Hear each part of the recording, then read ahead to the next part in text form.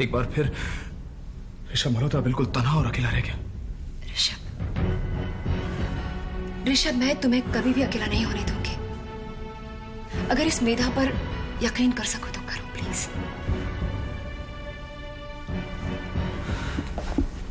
लगता है मुझे तुम्हारे ऊपर बहुत मेहनत करनी पड़ेगी राजीव। निशी, हाँ शीला। जैसे तुम ऋषभ की मोहब्बत भुला नहीं पाई, क्या वैसे तुम्हें एकनाथ का प्यार याद नहीं आएगा? सच पूछो तो हमारे जज्बात कभी मोहब्बत का दर्जा ले ही नहीं पाए थे रूबी। इससे पहले ही हम जान चुके थे कि हम एक दूसरे के लिए बने ही नहीं। फिलहाल मुझे वाइस चेयरमैन बनना मंजूर है, लेकिन एक शर्त पर, मुझे तुम मल्होत्रा ग्रुप्स में शेयर होल्डर भी बनवाओगे। इस वक्त एडवोकेट बंसल दिल्ली गए हुए, कुछ जोड़ तोड़ के किसी भी हालत में इस कॉन्ट्रैक्ट को अपने हाथ में लेने के लिए। उसके हाथ पर पांव रखकर ये कॉन्ट्रैक्ट हथियाइए आप।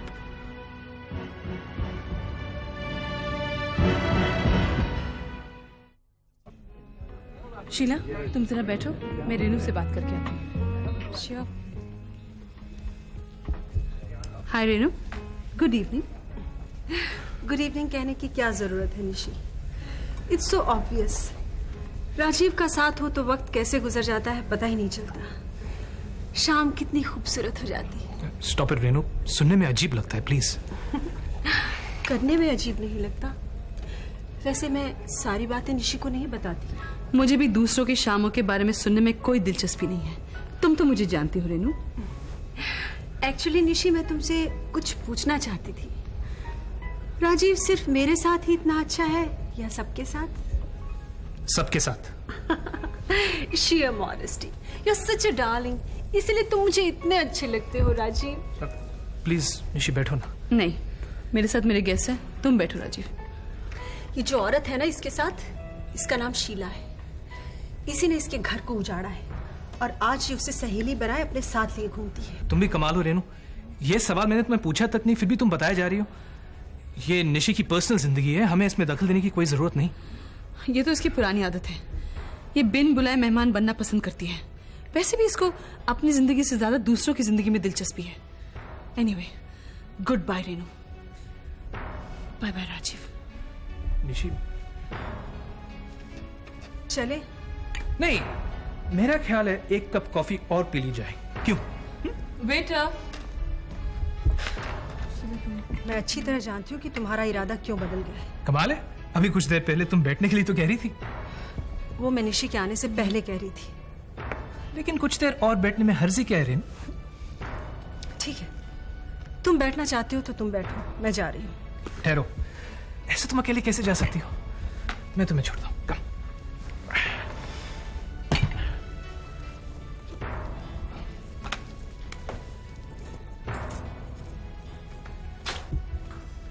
नहीं, अब मैं किसी दिलासे के बहकावे में नहीं आने वाली हूं। जो आज तक नहीं हुआ है वो अब क्यों हो रहा है?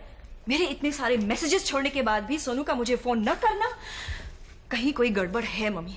देखो बेटे, हो सकता है वो बिजी हो और अपने दोस्तों में रहकर उसे इस बात का ख्याल नहीं आया हो, लेकिन इतने प्यारे लम्हे एक साथ गुजारने के बाद भी उसका मुझे भूल जाना? नहीं मम्मी, बात कुछ और है। स्वेतलाना, ये भी तो हो सकता है कि जब उसे इस बात का एहसास हुआ कि तुम्हारा और रॉनी का रिश्ता अब दोबारा नहीं जुड़ सकता, उसने सोचा कि अपने आप को तुम दोनों से अलग कर ले। लेकिन रॉनी और मेरे बीच जो कुछ भी हुआ वो सिर्फ हम दोनों को पता है। सोनू पर कभी जाहिर नहीं किया गया, बल्कि हम दोनों को एक साथ देखकर वो बहुत खुश था। नमस्ते आंटी। नमस्ते बेटे, आओ बैठो, मैं अभी आती हूँ। रॉनी, सोनू का कुछ पता? कोई खत, कोई फोन? बहुत दिन पहले उसका फोन आया था, लेकिन उसके बाद ना कोई खत ना फोन। मुझे लग रहा है कि वो किसी आफत में फंस गया है, वरना वो हरगिज ऐसा नहीं करता। लेकिन कमाल है, स्कूल में जिससे भी बात करती हूँ वो कहता है सोनू ठीक है, लेकिन सोनू का ये बर्ताव ठीक नहीं है। कोई ना कोई बात तो जरूर होगी स्वेतलाना। मुझे तो लग रहा है कि वो किसी प्रॉब्लम से अकेले निपटने की कोशिश कर रहा है ताकि वो हमें परेशान न करे। पहले भी यही होता है, हमारे होते हुए भी वो हमेशा अकेला रहा है। मैं तो अपने हिस्से के आंसू बहा चुका। जितने बहाने थे सब बह चुके। तुम कब तक इस तरह आंसू बहाती रहोगी स्वेतलाना? क्या हुआ स्वेतलाना? तुम शराब पीकर यहाँ आए हो, जवाब दो। शराब पी है ना तुमने?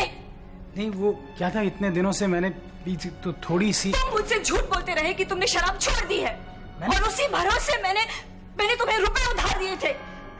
मैंने शराब छोड़ दी है स्वेतलाना, मैं सिर्फ। फिर झूठ, झूठ पर झूठ। निकल जाओ यहाँ से। मेरा यकीन करो स्वेतलाना, मैं। अब मुझे रत्ती भर यकीन भी नहीं है तुम पर। जाओ यहाँ से।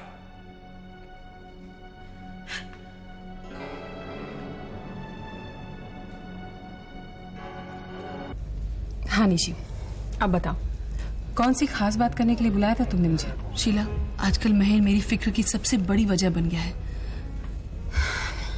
हाँ निशी, मुझे भी बहुत चिंता हो रही है। जानती हो, मेरी और महन के बीच इस कदर फासला बढ़ता जा रहा है कि मैं तुम्हें बता नहीं सकती। इस फासले को हरगिज बढ़ने मत देना शीला, वरना करण महन को हम सबसे छीन कर लेके जाएगा, और फिर इसका क्या नतीजा होगा तुम सोच भी नहीं सकती। करण तो वैसे ही सबसे दूर किए हुए है महन को। ठीक हो वो यही चाल उसने स्वेतलाना के साथ भी चली थी। करण बहुत चालाक आदमी है। निशी, तुमने तो सिर्फ सुना है ना, लेकिन मैंने महसूस किया है उस यकीन को जो महन करण पे करता है।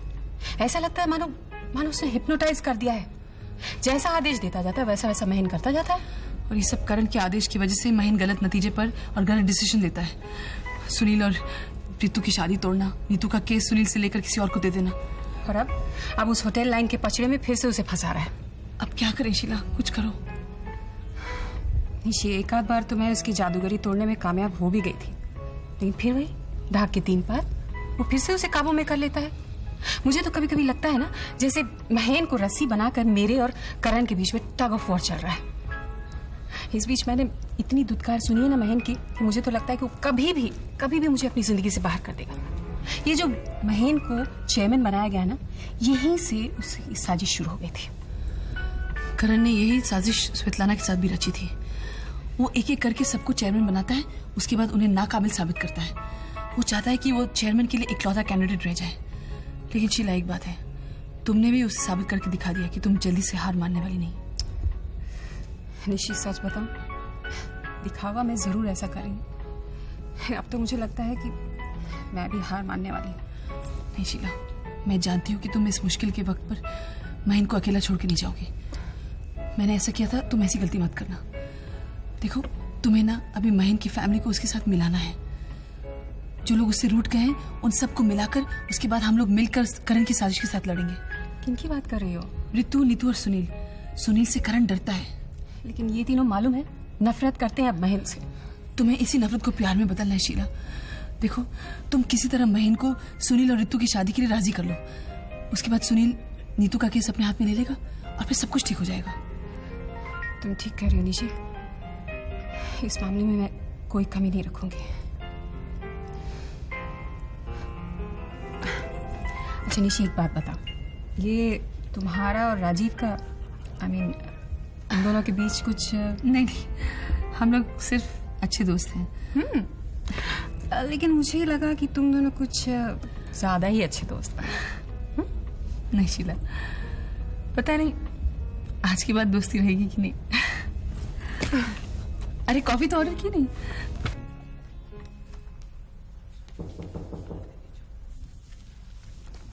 कम इन।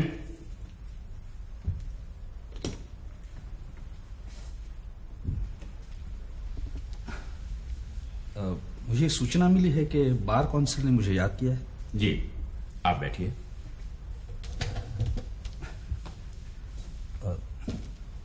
क्या मैं मेरे बुलावे की वजह जान सकता हूँ? एडवोकेट मिस्टर खिलानी जी, आजकल आप कौन से केस की तैयारी कर रहे हैं? वो एक एमएलए का मर्डर केस है जिसमें मिस नीतू मल्होत्रा का मैं डिफेंस लॉयर हूँ। कम से कम मेरे कानूनी होशावास में पहली बार ऐसा हुआ है कि एक मुवक्किल अपने डिफेंस लॉयर के बारे में ऐसी बातें लिखता है। मुवक्किल अपने डिफेंस लॉयर के बारे में? कैसी बात? मिस नीतू मल्होत्रा ने अपने डिफेंस लॉयर एडवोकेट के बारे में हमारे पास कुछ खूबियां लिख भेजी है, आप भी देख लीजिए।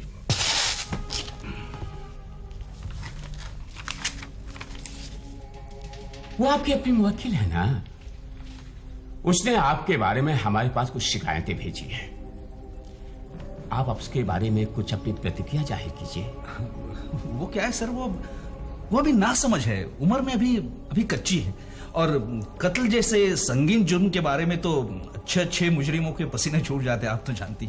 आपकी बात 16 आने से ही एडवोकेट खिलनानी, लेकिन क्या है, पसीने तो प्रोसिक्यूशन के क्रॉस एग्जामिनेशन में छूटने चाहिए, लेकिन केस शुरू होने से पहले एक डिफेंस लॉयर अपने क्लाइंट जिसके बचाव पक्ष की वो तैयारी कर रहा है उसके पसीने छुड़वा दे, ये कैसे हो गया?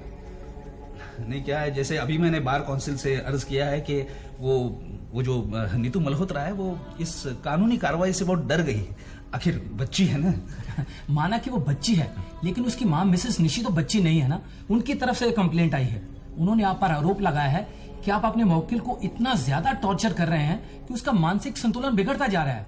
आप खुद ही पढ़ लीजिए। मिस्टर खिलनानी, आपको शायद याद होगा कि मिस नीतू मल्होत्रा इसके पहले भी अदालत आ चुकी है, जब मिस्टर सुनील वर्मा उनकी जमानत के लिए लड़ रहे थे। पिछली बार तो नहीं घबराई थी, इस बार घबरा गई। मुझे मामला कहीं कुछ गड़बड़ सा लग रहा है। देखिए साहब, मैं कोई नौसिखिया वकील तो हूं नहीं, और ना ही ये मेरा पहला केस है जो मेरे मुवक्किल की कंप्लेंट को लेकर आप मेरे साथ उल्टी सीधी बातें कर रहे हैं। देखो, इस कानून की दुनिया में मेरा अपना एक रुतबा है, एक इज्जत है, एक नाम है मेरा। बेशक आपका नाम है, आप हमेशा चर्चा में रहते हैं, और चर्चा में रहने का मेन मोटिव आपका है वो आतंक जो आप अपने वकालत के द्वारा फैलाए हुए हैं। हमें सब खबर है मिस्टर खिलनानी। और आपके खिलाफ एक्शन लेने के लिए बार काउंसिल किसी रिटर्न कंप्लेंट का तो इंतजार कर रही थी। देखिए साहब, शायद आप लोग मुझ पे गलत इल्जाम लगा रहे हैं। आरोप सही है, आपका रवैया गलत है, और बार काउंसिल आपका लाइसेंस कैंसिल करने के बारे में तो विचार कर रही है। क्या? हम वकीलों के पेशे में हम पर लगाए खिलनानी दाग को हम बर्दाश्त नहीं कर सकते। देखिए साहब, आप कुछ ऐसा गजब मत कीजिए, मैं तो कहीं का नहीं रहूंगा। आपको अगर मेरा रवैया गलत लगता है तो मैं उसे बदलने के लिए तैयार हूं। मैं अपना वर्किंग स्टाइल चेंज करने के लिए राजी हूं। मिस्टर खिलनानी, इसके पहले भी हम आपको वार्न कर चुके थे। आइंदा अगर आपसे कोई गलती हुई तो आप एडवोकेट खिलनानी कहलाने के लायक नहीं रहेंगे। This is our last warning mister Khilnani.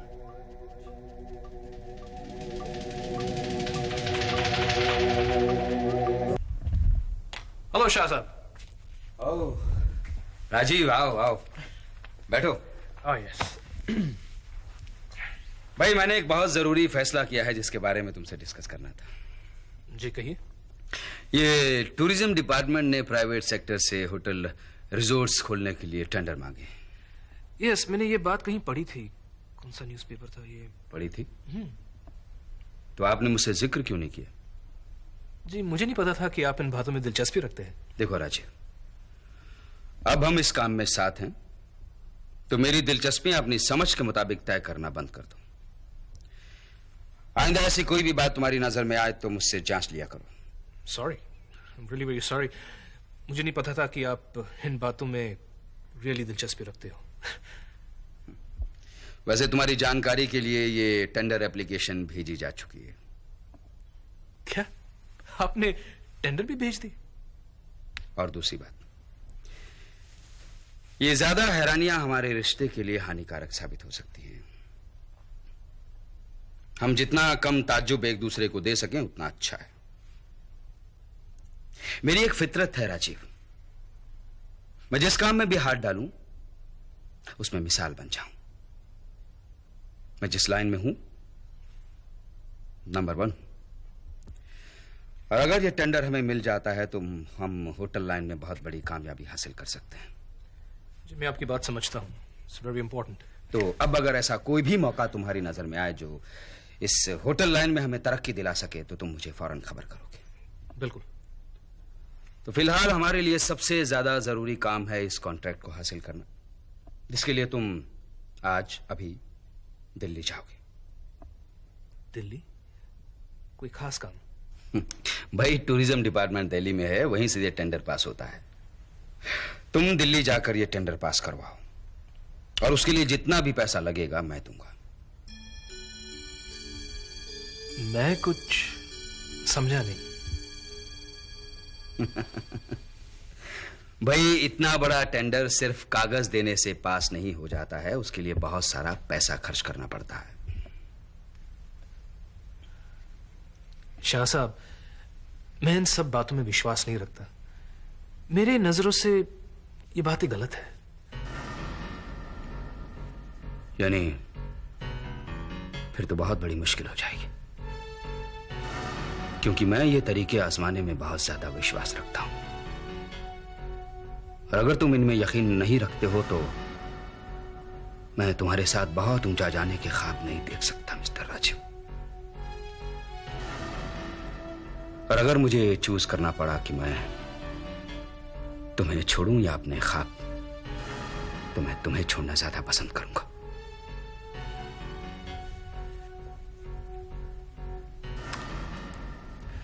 मैं दिल्ली जाऊंगा। That's good. तो ठीक है, मेरा वकील तुम्हें मिस्टर पांडे की कारगुजारियों की कुंडली समझा देगा। पांडे? पांडे कौन? पांडे, वही पांडे जिसके हाथ से ये टेंडर पास होता है।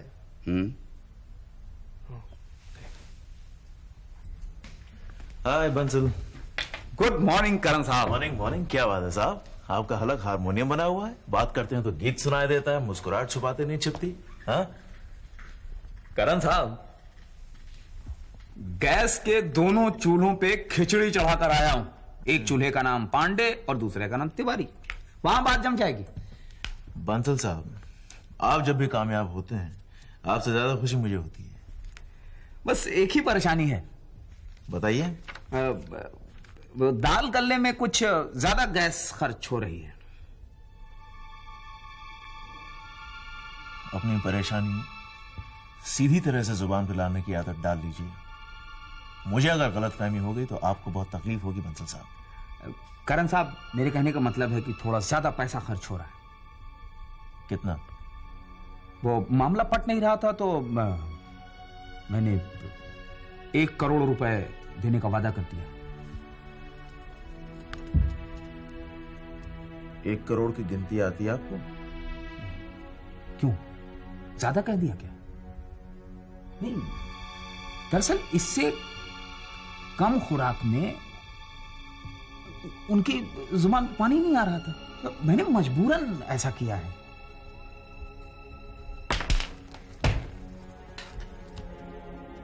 काम हो जाएगा? निश्चित काम हो जाएगा। पैसों का इंतजाम हो जाएगा क्या? ये मुझे और आपको नहीं सोचना है, ये महन साहब को सोचना है, वो ले आएंगे। लेकिन महन साहब कैसे इंतजाम कर पाएंगे? आपको क्या परेशानी? वो चाहे डाका डालें, चोरी करें, कुछ भी करें, वो ले आएंगे पैसा कहीं से भी। वैसे एक खबर है, अगर महन साहब को पता चल जाए तो इतनी रकम निकालने में उन्हें वक्त नहीं लगेगा। क्या? लेन और राजीव कोहली ने भी टेंडर भेजा है। ओह, फिर तो हमारे कहने से पहले महन साहब हमारे हाथ में 1 करोड़ रुपया रख देंगे। कुछ भी करेंगे लेकिन पैसा लेके आएंगे। तो करण साहब, मैं समझूं कि काम में कोई बाधा नहीं है? हाँ, मेरी तरफ से काम हो चुका, कोई बाधा नहीं आएगी। मुबारक हो। शान की खातिर जान की बाजी, मान की खातिर ईमान की बाजी,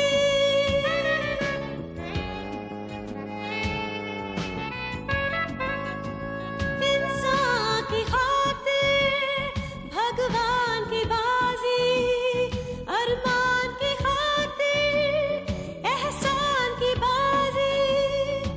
वो क्या जीते ये क्या हारे, दिन छोटा सा